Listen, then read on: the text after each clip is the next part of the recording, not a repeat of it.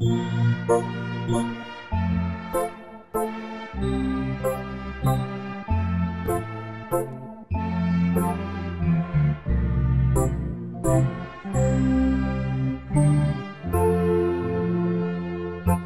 à Dieu, merci pour votre fidélité au temps de la grâce.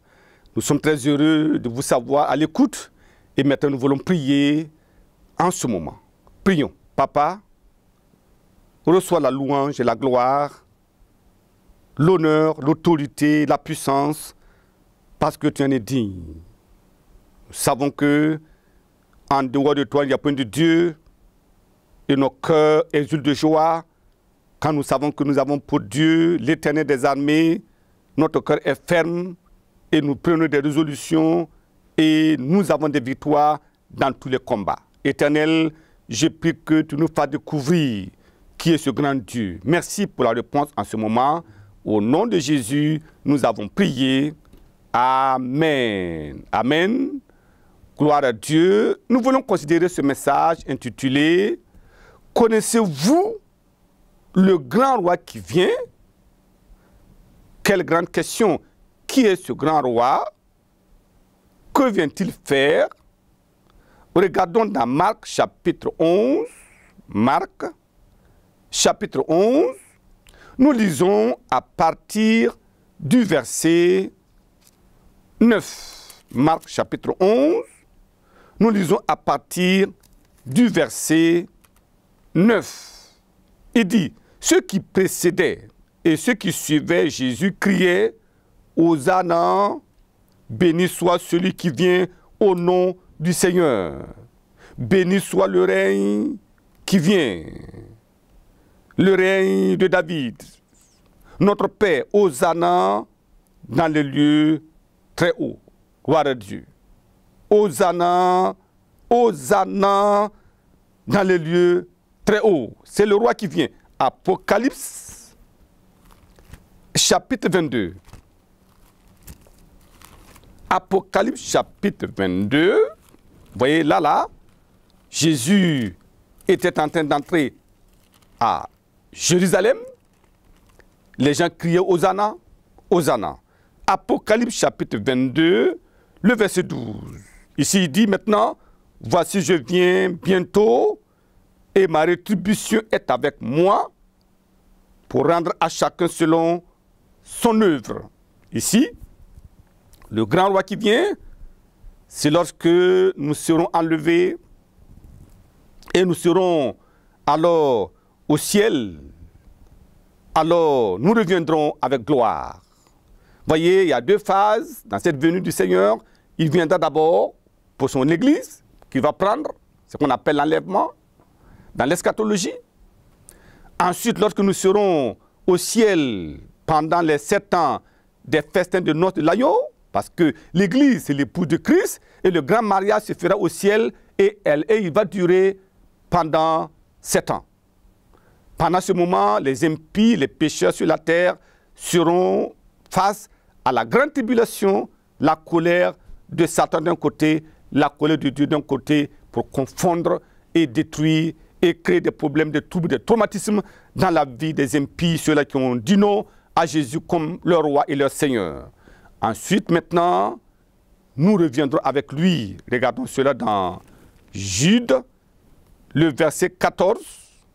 Il dit, verset 14, c'est aussi pour eux qu'Enoch, vous l'appelez Enoch, celui qui a été enlevé, qui n'a pas connu la mort, le grand prédicateur de la justice.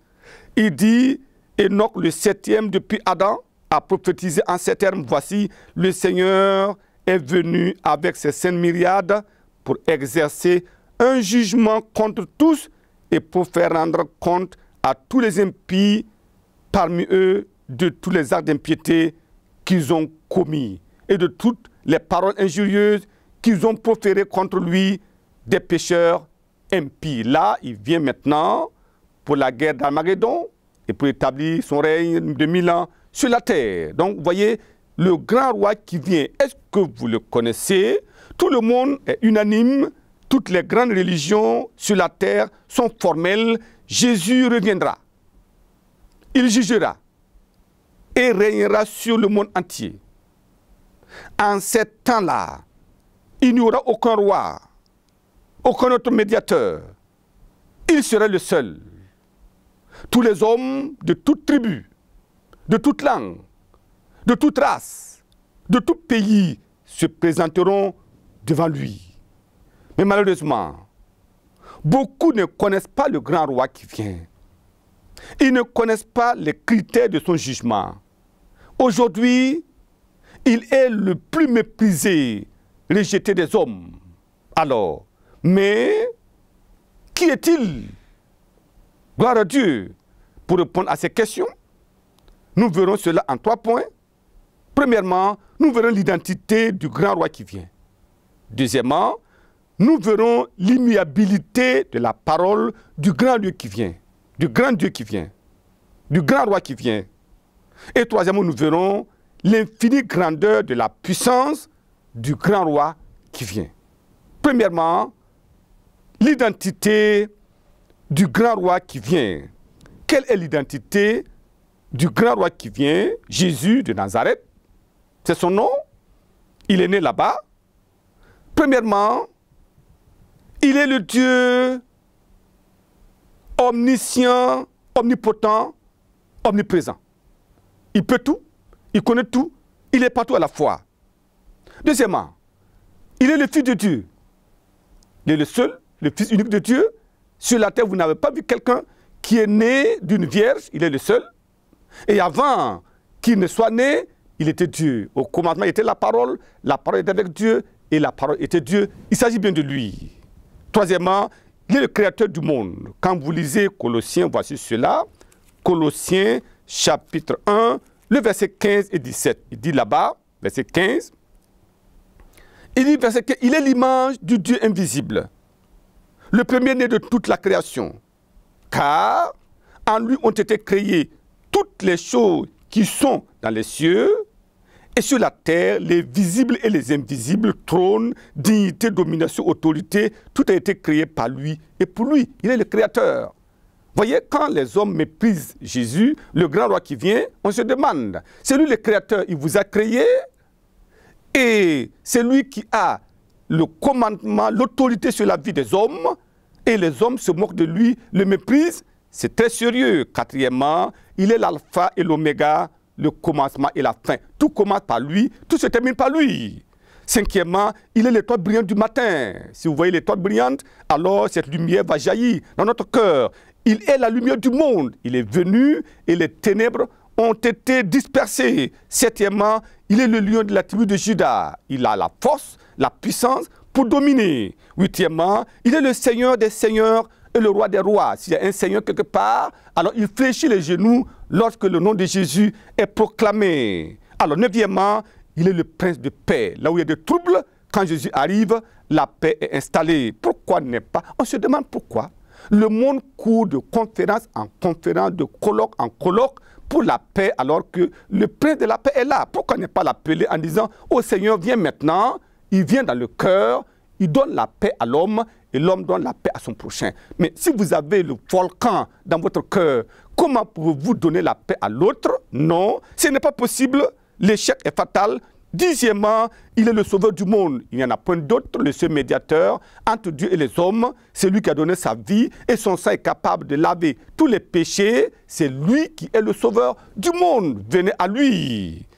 Alors, douzièmement, il est le crucifié. C'est lui qui est monté à la croix volontairement. Il est mort, il a pris nos péchés et il s'est fait malédiction afin que nous ayons la rédemption en son nom. Alors, dixièmement, il est le ressuscité. Les gens disent que Christ est mort, mais il est mort 3 jours après. La puissance de Dieu l'a relevé de la mort et il est ressuscité triomphalement. Il est le grand et le bon berger. Si vous voulez la vie, si vous voulez de bon pâturage, si vous voulez le chemin de la justice, venez au grand roi. C'est lui. Il est aussi, 15e, le rocher des siècles. Vous voyez, lorsque les enfants d'Israël étaient en Égypte et qu'ils sont sortis dans le désert, à des moments, ils disent, nous voulons de l'eau. Et ils crient à Moïse. Dieu dit, frappe le rocher, et alors l'eau jaillit. Et la Bible dit que le rocher, ce rocher-là était Christ, qui les suivait. C'est le rocher des siècles. Et encore aujourd'hui, si vous avez faim, vous avez soif, Vous avez des problèmes, allez au rocher des siècles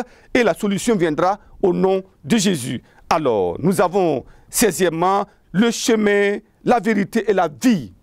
La Bible dit, Jésus est le chemin, la vérité et la vie. Nul ne vient au Père que par lui. C'est lui qui est le pont à travers lequel nous quittons le monde pour joindre le ciel. Voyez, quand vous lisez Genèse, on vous parle de l'échelle. Quand vous lisez dans Jean, on parle de l'échelle à travers laquelle les anges montent et descendent. Et au bout de l'échelle, il y a Dieu là-bas. Jésus est cette échelle. Sans cette échelle, tu ne peux pas arriver au ciel. Et c'est pour ça qu'il dit, je suis le chemin, la vérité et la vie. Alors, 17e, il est la résurrection et la vie. C'est lui qui viendra. Quand les trompettes vont sonner des quatre coins du monde, alors les croyants morts se ressusciteront. Et les croyants vivants changeront de corps pour monter avec lui. C'est lui qui donne la vie. Pourquoi n'est pas venu à lui? Alors, 18e, il est le Rédempteur. Il n'y a personne. Les hommes sont morts dans leur péché. Et le salaire du péché, c'est la mort. Mais c'est lui seul capable de racheter l'homme et le ramener encore à la vie. 19e, il est la parole. Et alléluia, la parole, c'est le feu, la parole, c'est l'épée, la parole, c'est le marteau, la parole, c'est l'eau de vie. Cette parole est capable de briser, de détruire. Cette parole est capable de laver, de purifier. Cette parole est capable de conduire, de diriger. Il est la parole. C'est le roi qui vient comme cela. Le roi qui vient, il est le grand docteur. À travers son nom, à travers son sang, à travers son esprit, à travers sa parole, il y a la guérison, la délivrance. Pourquoi n'est pas venu à ce grand roi qui vient? Il a la solution à tous les problèmes des hommes. Alors, 21e, il est le libérateur capable de délivrer n'importe quel captif. Êtes-vous captif de quelque chose? Captif de l'alcool? Captif des démons? Est-ce que quelque chose vous tient comme cela et vous êtes comme un esclave? Il est le seul capable de délivrer les captifs. Et 22e, il est le grand enseignant. Voyez, des gens étaient partis pour voir Jésus. Jésus parlait. Ils sont revenus, les juifs, ils ont dit, mais nous n'avons jamais vu quelqu'un comme lui. Alléluia. Jamais, jamais, jamais personne n'a parlé comme cet homme. Gloire à Dieu, il a l'autorité, il a la puissance, il a la sagesse, il a la connaissance, il a l'intelligence, il a tout. Et 23e, il est le grand juge qui vient. Il dit, je viens bientôt et la rétribution est avec moi. Voyez, vous voyez qui il est, qu'est-ce qu'il a fait, quelle est sa mission. Et il est venu, il a accompli, il appelle tous les hommes. Si quelqu'un, après avoir entendu tous ces attributs de Dieu, et dit non, je n'ai pas besoin de Jésus, je te rejette. Alors il dit, maintenant je viens maintenant comme un juge. Il est venu premièrement comme l'agneau de Dieu, comme le sauveur du monde. Il est parti et il revient maintenant comme un juge. Parce qu'il a donné sa parole et nous devons prendre sa parole. Il y a tellement de noms de ce grand roi qui vient. Nous devons fouiller la Bible et nous verrons cela. Deuxième point, nous voyons l'immuabilité de la parole du grand Dieu qui vient. Tel qu'il est, telle est sa parole. Regardons dans Hébreux, chapitre 6, l'immuabilité, l'inchangeabilité de sa parole.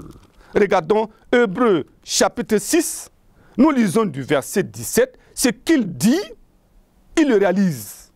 Et sa parole ne peut pas être changée. Verset 17, il dit, c'est pourquoi Dieu, voulant montrer avec plus d'évidence aux héritiers de la promesse l'immuabilité de sa résolution, intervient par un serment, afin que, par deux choses immuables, par lesquelles il est impossible que Dieu mente, nous trouvions un puissant encouragement, nous dont le seul refuse a été de saisir l'espérance qui nous a été proposée. Alléluia. L'immuabilité de sa résolution. Quand il dit une parole, il a la capacité de confirmer cette parole par sa puissance infaillible. C'est comme cela. Regardons Ésaïe, chapitre 40. C'est le grand roi qui vient. Et sa parole est une parole immuable, inchangeable. La parole de Dieu ne change pas selon les circonstances et les temps. Il est le même hier, aujourd'hui, éternellement. Alors, Ésaïe 40, le verset 8. Qu'est-ce que la Bible dit là-bas? Il dit, l'herbe sèche, la fleur tombe, mais la parole de notre Dieu subsiste éternellement. Gloire à Dieu. Parole permanente, inchangeable. Oui, parole qui ne peut pas connaître de variation. Ce qu'il dit, il le fait. Quand vous lisez 1 Pierre chapitre 1, le verset 25, voyons cela. 1 Pierre chapitre 1, nous lisons le verset 25. La Bible nous dit là-bas au verset 25, il dit, mais la parole du Seigneur demeure éternellement. Et cette parole est celle qui vous a été annoncée par l'Évangile. Vous voyez, aujourd'hui, les gens vont dire, non, cette parole-là, c'était au temps de l'apôtre Paul. Cette parole-là, c'était au temps de Moïse. Cette parole-là, c'était au temps de... Vous comprenez? Or, la parole de Dieu demeure inchangeable.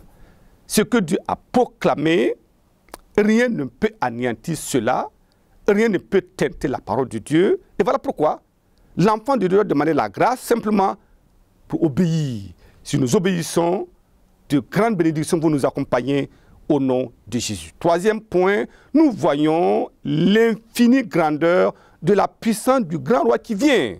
Rappelez-vous, nous avons vu l'identité du grand roi qui vient. Nous avons vu l'immuabilité de la parole du grand Dieu qui vient. Et nous voyons maintenant l'infinie grandeur de la puissance du grand Dieu qui vient.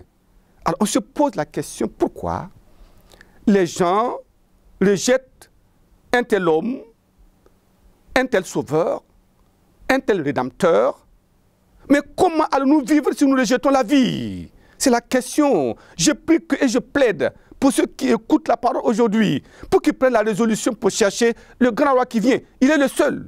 Regardez, prenez l'histoire, prenez tous les documents.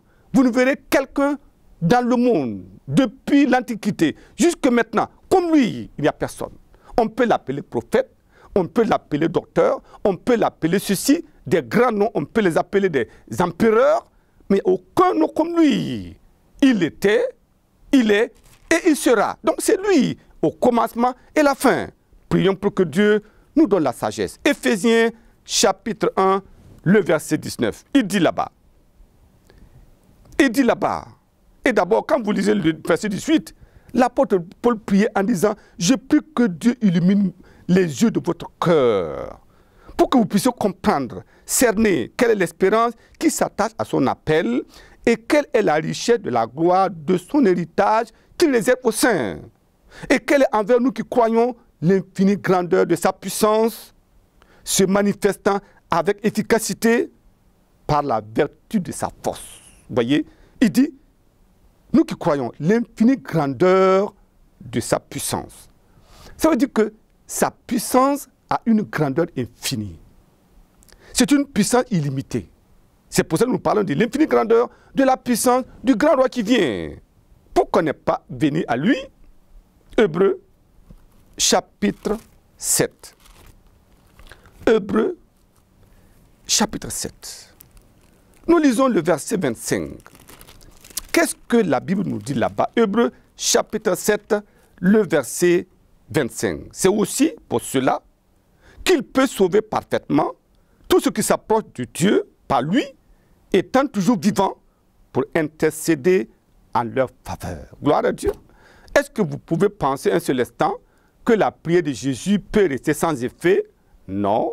Ce qu'il dit s'accomplit parce qu'il a la capacité. Il dit au Père, oh, il a invoqué mon nom, laisse-le entrer dans le royaume, mon sang l'a lavé, laisse-le être racheté. Comment le Père va dire non? Il dit, moi et le Père, nous sommes un. Ils sont un dans la même vision, ils sont un dans la même œuvre, ils sont un dans le ministère, ils sont un dans tout. Donc quand Jésus dit, il y a ceci, le Père l'a dit. Voilà pourquoi nous avons besoin de comprendre cela. C'est pour cela qu'il peut sauver parfaitement. Il peut sauver du péché en donnant le salut. Il peut apporter la guérison des maladies. Il peut apporter la délivrance des puissances démoniaques. Peut-être que aujourd'hui tu dis, mais qui me délivrera? Saul disait, il disait, qui me délivrerait du corps de cette mort? Parce que le péché était dans ses membres. Mais il a été délivré par le roi, grand roi qui vient. C'est lui qui donne la provision abondante à tous égards. Voyez, c'est important. Alors, au cours de cette année nouvelle, nous sommes déjà là-dedans. N'allez-vous pas chercher à connaître ce grand roi qui vient? Gloire à Dieu. Est-ce que vous n'allez pas chercher à le connaître? Car si le pécheur l'invoque, tous ses péchés lui seront pardonnés. Et il deviendra un bien-aimé, une bien-aimée de Dieu. Extraordinaire. Il n'y a pas d'autre solution. Il dit, venez aux eaux, sans argent, sans rien payer. Venez acheter gratuitement. Car s'il le rachetait, celui qui est déjà connecté à Dieu, lavé par le sang de Jésus, demande avec foi, il recevra la paix, il recevra le bonheur, il recevra le succès et il héritera à la fin le royaume de Dieu avec le grand roi qui vient. La question, quand nous faisons un condensé, Jésus est venu en tant qu'agent de Dieu, sauveur du monde. Les gens l'ont rejeté. Certains ont cru. Et aujourd'hui, ils sont appelés enfants de Dieu. Ça, c'est l'Église du Seigneur. Il est monté au ciel. Et l'ange a dit, comme vous le voyez monter, de la même manière, il reviendra. Ça, c'est l'attestation incontestable que Jésus revient. Nous avons lu dans Apocalypse chapitre 22, il a dit, je viens bientôt et ma rétribution est avec moi pour rendre à chacun selon son œuvre. Il viendra maintenant, pas comme le Sauveur, pas comme l'agneau de Dieu, mais il vient, première phase, pour enlever son Église. L'Église universelle, l'Église, ce n'est pas le bâtiment. L'Église, c'est tous ceux-là qui ont abandonné le péché, qui vivent dans la sainteté, dans la justice, en attendant son avènement. En ce jour-là, tout ce monde-là, morts ou vivants, seront enlevés vers le ciel.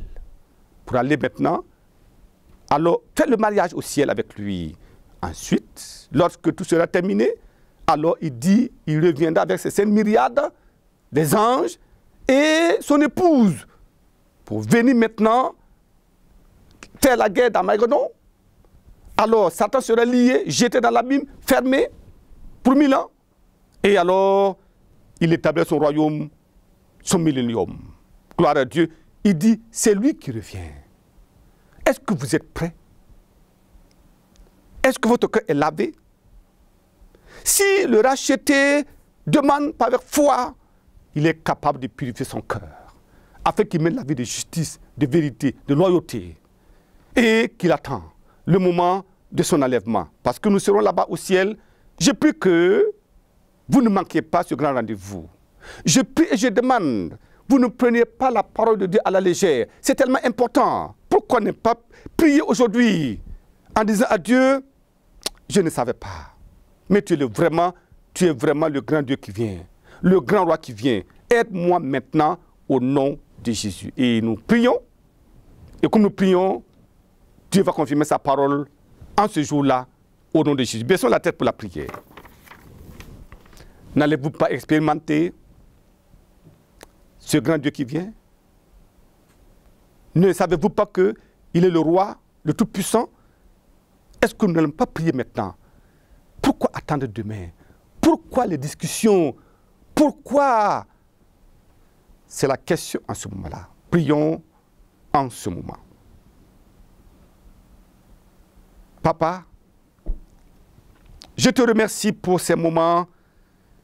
Nous avons examiné l'identité du grand roi qui vient, extraordinaire. Nous avons regardé l'humiliabilité de sa parole, le grand roi qui vient. Et nous avons vu l'infinie grandeur de ta puissance. Oh Dieu, je prie que, comme ils entendent et comme ils viennent, que le sang de Jésus les lave et les purifie.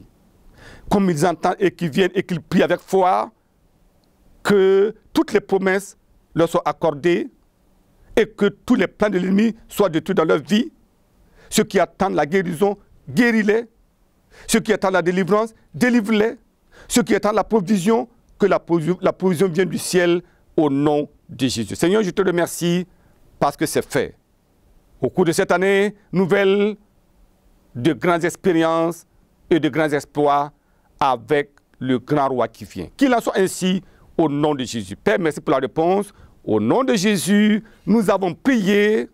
Amen. Que le Seigneur vous bénisse abondamment et à bientôt.